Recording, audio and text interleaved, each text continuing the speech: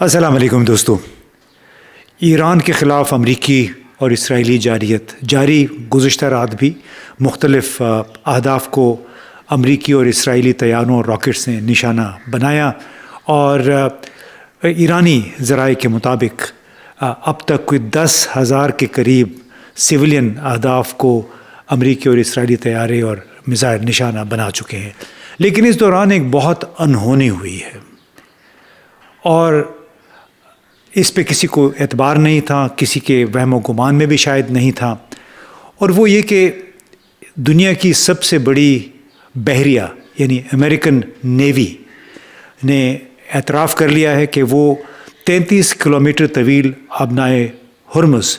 میں سے کسی تیل بردار جہاز کو محفوظ طریقے سے رہنمائی فراہم کرنے سے قاصر ہے. یعنی اس نے ہاتھ اٹھا دیے ہیں ایک لحاظ سے، وہ یہ فریضہ ادا کر کے یہ جنگ ہارنا نہیں چاہتے ہیں. پورے خطے میں اس وقت مشترکہ جو اتحادی فائر پاور ہے، بحری جہازوں اور ہوائی جہازوں اور راکٹ اور میزائل فائر پاور تمام کو ملا کے وہ جو ہے ان کی تمام دنیا کی اقوام سے وہ تجاوز کر چکی ہے. وہ فائر پاور اس وقت جتنی خلیجی ممالک میں موجود ہے، اور مزہ یہ ہے کہ ان میں سے کوئی ایک بھی آبنائے ہرمز سے جہاز اپنے گزارنے یا ان کو تحفظ فراہم کرنے پر آمادہ نہیں ہے. اس کانٹیکس میں سوال یہ اٹھ رہا ہے کہ کیا آبنائے ہرمز ایران کے لیے خدا کی مدد ہے، غیبی امداد ہے، ایک ایسا تحفہ ہے اللہ تعالیٰ کا جو اسرائیل اور امریکہ کی رعونت تکبر کو ناکام بنانے اور اس کی افواج کو عملاً ہینڈز اپ کرنے پہ جس نے مجبور کیا ہے. یعنی جو ناانصافی پر مبنی غیر قانونی جنگ جس انداز میں مسلط کی، اکیلا ایران تنہا کھڑا رہا، استقامت کے ساتھ اب تک مقابلہ کیا ہے. لگتا یہ ہے کہ کوئی غیبی امداد تھی، اللہ کا کرم شاید ایران کے ساتھ ہے کہ آبنائے ہرمز امریکی اور اسرائیلی جارحیت کو روکنے کا شاید ایک سبب بن سکتی ہے. اور سوال یہ ہے کہ کیا جو مشترکہ بحری ٹاسک فورس ہے امریکہ نے دہشت گردی، اسمگلنگ اور بارودی سرنگوں کے خلاف کام کے لیے جتنی کوئی 46 ملکوں کی نیویز یا بحریہ تھی ان پہ مشتمل بنائی تھی، کیا اب اس کا کردار آشکارا ہوگا ہم سب پہ؟ اور امریکی افواج کے انکار کے بعد کیا دوسرے ملکوں سے، پاکستان بھی اس ٹاسک فورس کا ممبر ہے، کیا اس سے بھی کہا جائے گا کہ آپ آبنائے ہرمز میں ہماری مدد کریں؟ تو جناب ہمارے آج کے پوڈ کاسٹ کا یہ موضوع ہے. اب بنیادی طور پہ جو 33 کلومیٹر طویل آبنائے ہرمز میں سے کوئی تقریباً اس وقت 700 کے قریب بحری جہاز، تیل بردار جہاز انتظار کر رہے ہیں یہاں سے گزرنے کا. وہ جہاز ہے جنہوں نے ادھر سے گزرنا ہے. لیکن ایسا لگتا ہے کہ گزشتہ رات ہماری رات تھی، امریکہ میں سپہر کا وقت تھا، ایک خفیہ بریفنگ ہوئی ارکان پارلیمنٹ کے لیے، اور اس بریفنگ نے لگتا ہے کہ ڈونلڈ ٹرمپ، جیرڈ کوشنر اور اس کا جو جنگجو ذہن کا مالک جو وزیر دفاع ہے پیٹ ہیگسیت، ان سب کا پانسا پلٹ دیا ہے، ان سب کے اندازے غلط ثابت کر دیے ہیں. وہ جو بریفنگ ہے اس میں ایسا لگتا ہے کہ امریکی بحریہ اور اس کی دیگر فوجی حکام کو جب ارکان پارلیمنٹ کی طرف سے سخت سوالات کا سامنا کرنا پڑا تو ان کے پاس ایران کے خلاف جنگ کے صحیح مقاصد اور اس سے نکلنے کی حکمت عملی کے بارے میں سوالات کے کوئی ٹھوس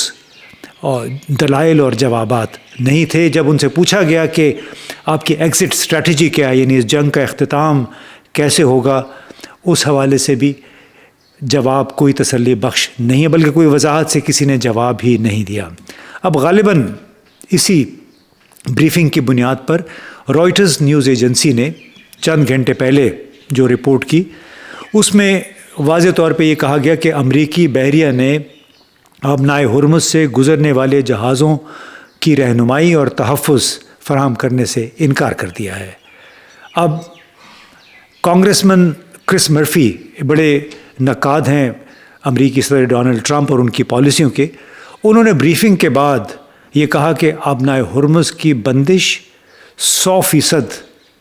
قابل قیاس تھی، یعنی سب کو اندازہ تھا کہ جب ایران پر اگر بہت مشکل وقت آ گیا تو وہ آبنائے ہرمز کو بند کر سکتا ہے۔ بقول کرس مرفی کے، انتظامیہ کے پاس یعنی حکومت کے پاس کوئی منصوبہ نہیں تھا کہ اگر آبنائے ہرمز کو بند کر دیا گیا تو پھر امریکی حکومت اور اس کے اتحادی کیا کریں گے۔ کرس مرفی نے کہا کہ چونکہ یہ خفیہ ان کیمرہ سیشن تھا، میں اس پہ زیادہ بات نہیں کر سکتا، لیکن یہ کہنا کافی ہے کہ اس وقت ہمارے حکمرانوں کو معلوم نہیں کہ آبنائے ہرمز کو کیسے دوبارہ کھولا جا سکتا ہے محفوظ طریقے سے، اور یہ سب کو معلوم تھا کہ یہ ہو سکتا ہے۔ بقول کرس مرفی کے یہ ایک ناقابل معافی جرم ہے، کیونکہ یہ تباہی کی طرف ہمارا ایک مارچ ہے جو کہ اس انتظامیہ نے شروع کیا ہے ان حملوں کی صورت میں کسی واضح حکمت عملی کے بغیر۔ اب کرس مرفی نے بریفنگ کے بعد چند ٹویٹس لکھے ہیں، اور ٹویٹس کا خلاصہ وہ یہ ہے کہ ایران کے خلاف جو جنگ ہے اس میں سر فہرست انہوں نے جو بات کہی کہ اسٹریٹ آف ہرمز یعنی آبنائے ہرمز کے ممکنہ بند ہونے کے مسئلے پر حکومت کے پاس کوئی واضح منصوبہ نہیں، حالانکہ یہ خطرہ پہلے سے 100% موجود تھا۔ ان کے مطابق ایران کے خلاف جاری جنگ میں جنگ کی حکمت عملی انتہائی غیر واضح اور انتشار کا شکار معلوم ہوئی۔ بریفنگ سے یہ تاثر ملا کہ امریکہ اپنے اعلان کردہ اہداف حاصل نہیں کر سکے گا۔ ایران کے جوہری پروگرام کو مکمل طور پر تباہ کرنا تقریباً ناممکن ہے، کیونکہ اس کا زیادہ تر حصہ زیر زمین ہے، اور اسے ختم کرنے کے لیے زمینی حملہ درکار ہوگا جو نہ صرف تباہ کن بلکہ امریکی عوام میں انتہائی غیر مقبول ہوگا۔ اور ایک اور بڑی وجہ ہے، ایران بہت بڑا ملک ہے، پاکستان سے 2 گنا زیادہ رقبہ ہے اس کا۔ پاکستان کا رقبہ کوئی 8 لاکھ مربع کلومیٹر ہے، ایران کا رقبہ جو 16.5 لاکھ مربع کلومیٹر ہے۔ وہاں پہ اگر کسی نے اپنی افواج اتار بھی دیں تو پھر وہاں سے شاید نکلنے کا موقع نہیں ملے گا۔ 1980 میں بھی ایسا ہی واقعہ ہوا تھا جب امریکی ایمبیسی میں جو اس وقت یرغمالی تھے ان کی رہائی کے لیے خصوصی مشن بھیجا گیا تھا، لیکن اس وقت صدر کارٹر تھے امریکہ کے حکمران، اور ان کی منظوری سے یہ مشن منظور ہوا تھا، لیکن بری طرح ناکام ہوا۔ اس میں تکنیکی مسائل آ گئے اور اس کے طوفان آ گیا تھا، تو لہٰذا انہیں یہ ابینڈن کرنا پڑا تھا۔ اب جو رائٹرز کی خبر ہے وہ غالباً اسی بریفنگ کی بنیاد پہ جو کہ کانگریس مین کو دی گئی ہے۔ اب جو آپریشن ایپک فیوری جب سے شروع ہوا ہے، ظاہر ہے یہ بھی بریفنگ کا حصہ ہوگا، اس کے بعد سے مسلسل تیل اور شپنگ انڈسٹریز کی طرف سے آبنائے ہرمز کے ذریعے تیل کی فراہمی اور اس کے لیے ایسکارٹ کی بار بار درخواستیں آئیں بڑی بڑی کمپنیوں کی طرف سے، اور کہا گیا کہ ایرانی حملوں کا خطرہ ہے، لہٰذا ہم یہاں سے بغیر ایسکارٹ کے نہیں جائیں گے۔ اور 11 دنوں سے ہر روز شپنگ انڈسٹری کی طرف سے اس طرح کی درخواستیں آ رہی ہیں، اور ہر مرتبہ امریکی بحریہ نے ان درخواستوں کو مسترد کیا ہے خطروں کا بہانہ بنا کے۔ اور خاص طور پہ جب ایرانی پاسداران نے یہ دھمکی دی کہ آبنائے ہرمز سب کے لیے بند ہے، عملاً سب کے لیے، اور یہ کہ اس کو ہم بارودی سرنگیں ہم نے بچھانی شروع کر دی ہیں۔ اب اندازہ کریں کہ ایک ایسی صورتحال میں جب Abraham Lincoln carrier strike group بحر عرب میں موجود ہے، امریکی جہاز، اس طرح جیرالڈ فورڈ بحر احمر میں موجود ہے، یہ دونوں طیارہ بردار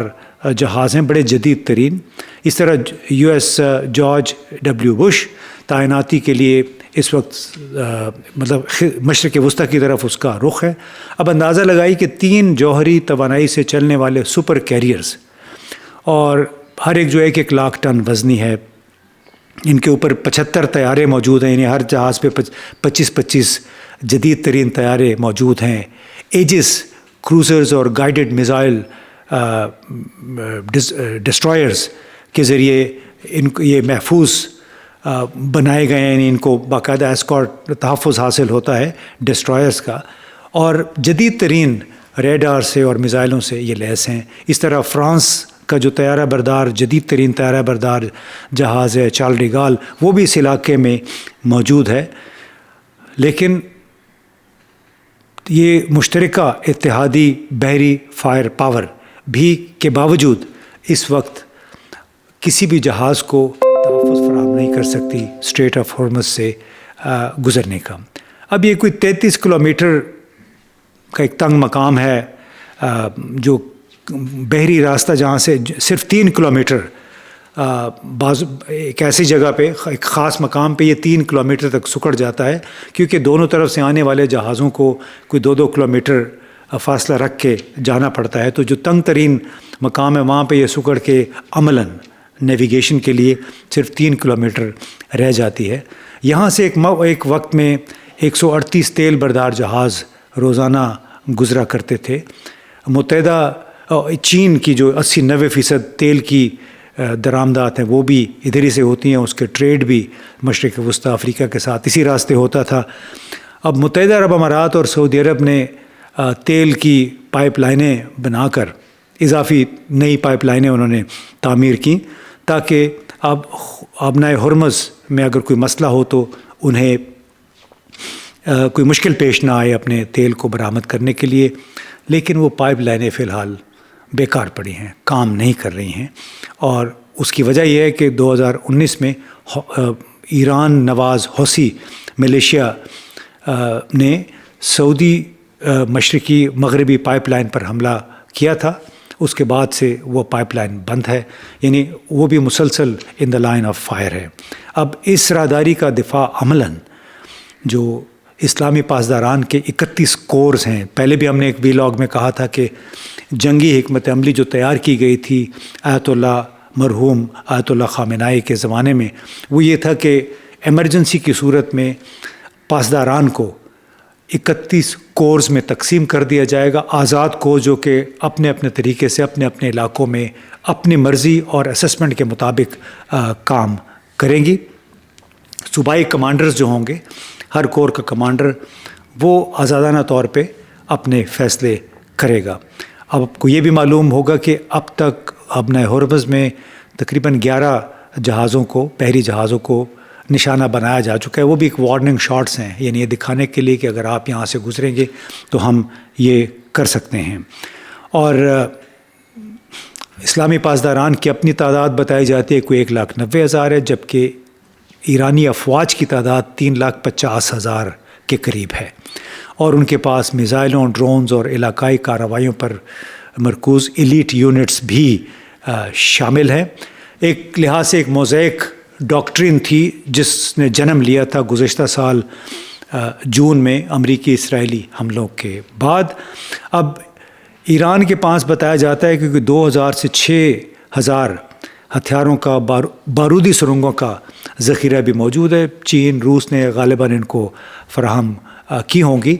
اور یہی وہ بڑا خطرہ ہے جس کی وجہ سے لگتا ہے کہ گزشتہ روز واشنگٹن میں جو خصوصی بریفنگ ہوئی اس میں امریکی فوجی حکام اور بحریہ نے ہاتھ کھڑے کر دیے، کیونکہ آپ کو معلوم ہے ٹرمپ نے چند